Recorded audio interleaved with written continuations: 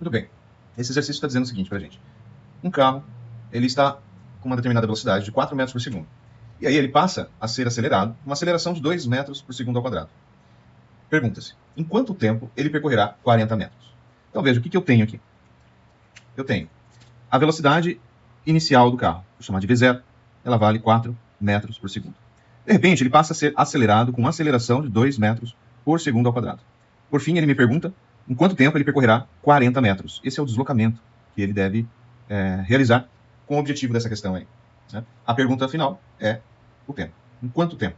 Eu posso representar com um ΔT, ou, pensando num tempo de cronômetro, eu posso também representar apenas por t. Em quanto tempo ele vai percorrer esses 40 metros nessas condições iniciais?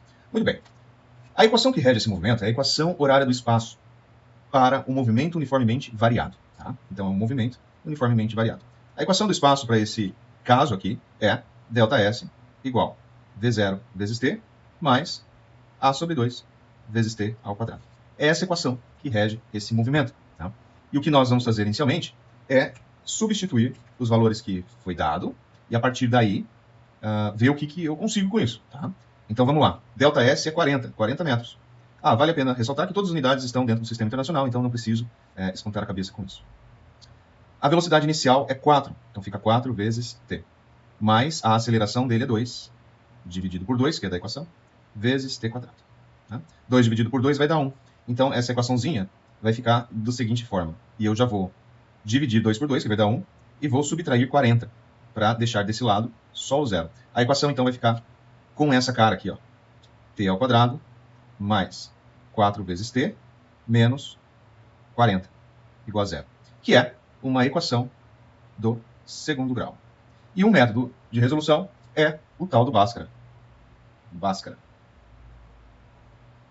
Certo?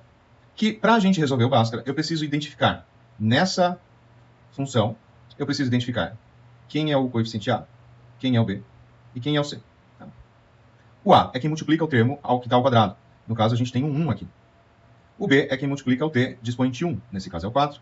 E o C é o termo que está sozinho, sem t, ou, se preferir, né, t elevado a zero, menos 40. Daqui a gente passa para resolver o delta. Como é que é o delta?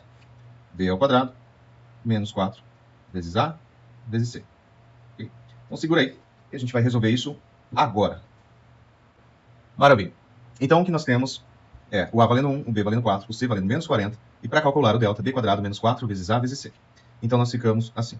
B ao quadrado, o B vale 4. Então aqui nós temos 4 ao quadrado. Menos 4, que é da expressão, vezes o A, que é 1, vezes o C, que vale menos 40. Ok. B ao quadrado é 16. 4 ao quadrado é 16. Menos 4 vezes 1 dá 4. E 4 vezes menos 40 vai dar menos 160. Com o menos que está aqui na frente vai ficar mais 160. Então nós temos um delta igual a 176. Ok? Esse é o valor do delta. Agora a gente vai para o próximo passo. Qual é o próximo passo? Nós precisamos identificar o valor de t',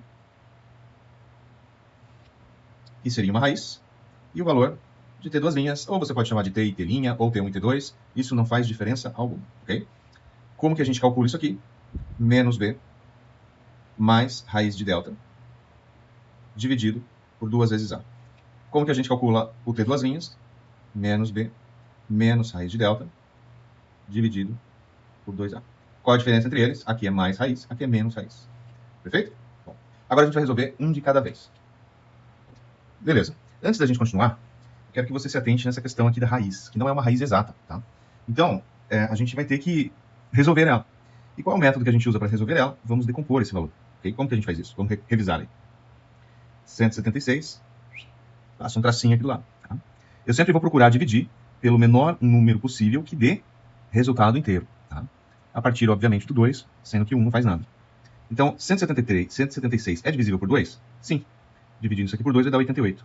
Que também é por 2, que vai dar 44. Também é por 2, que vai dar 22. Que também é por 2, e vai dar 11. E que não dá mais para dividir, a não ser por 11 mesmo, né? Que vai dar 1. Então veja que eu tenho aqui, como é uma raiz quadrada, eu vou fazer um agrupamento de dois números iguais. Então aqui eu tenho 2 ao quadrado, aqui eu tenho 2 ao quadrado, E aqui eu só tenho o 11. Ou seja, o número 176 pode ser escrito como 2 ao quadrado, vezes 2 ao quadrado, vezes 11. E o que é interessante nisso? É que quando eu escrevo raiz de 2 ao quadrado, vezes 2 ao quadrado, vezes 11, que é o 176, eu consigo simplificar esse 2 ao quadrado com a raiz, e vira 2. Esse 2 ao quadrado com a raiz, e vira 2. Mas o 11 vai ficar preso lá. Raiz de 11. Portanto, a raiz de 176 é 4 vezes raiz de 11. Okay? E aí você pode falar, poxa, mas o que resolveu isso aí? Eu também fiquei com raiz, mas é uma raiz mais fácil. A gente sabe que você tem o 3 ao quadrado, e vai dar 9. E o 4 ao quadrado, e vai dar 16. O 11 está muito mais perto do 9 do que o 16. Tá? E de fato, porque raiz de 11 dá 3,2. 3,2. Ok, então qual é o valor da raiz de 176? É 4 vezes 3,2. E 4 vezes 3,2 vai dar 12,8. Ok? Esse é um valor aproximado, mas é um número bom para a gente segurar. Ok? Então, 12,8. Eu não precisaria necessariamente usar esse valor em decimal, poderia manter a raiz, 4, raiz de 11, e dar a resposta com isso, mas agora não, né? Porque o número vai ficar meio esquisitão aí. Então agora vamos partir de fato para a resolução de t' e t2 linhas com esse valor de raiz. Maravilha, então a gente vai para o t'.